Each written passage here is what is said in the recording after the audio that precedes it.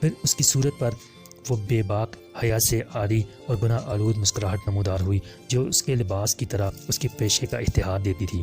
میں ایک ایک قدم آگے بڑھتا گیا۔ میری میز کی درازوں میں سے کیا نکالا ہے تم نے؟ میں نے سخت لہجے میں کہا۔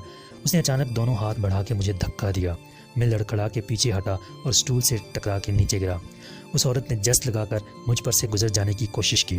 اس کا رخ دروازے کی طرف تھا، لیکن میں نے لیٹے لیٹے اس کا ایک پاؤں گرفت میں لے لیا۔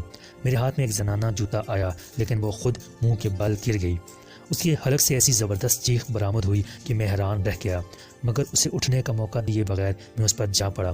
وہ عورت شیرنی کی طرح مجھ سے گتھم گتھا ہو گئی۔ اس کے لمبے لمبے ناخنوں سے میرے چہرے پر خراشیں پڑ گئیں۔ میرے کپڑے تار تار ہو گئے اور میرے بال اس کے ہاتھوں میں آ گئے۔ غصے نے مجھے پاگل کر دیا۔ میرے ہاتھوں کی وحشی قوت نے چند منٹ میں اسے زیر کر لیا، مگر اس جد و جہد میں عورت کے کپڑے بھی پھٹ گئے اور اس کے جسم پر بھی خون کی سرخ لکیریں پھیل گئیں۔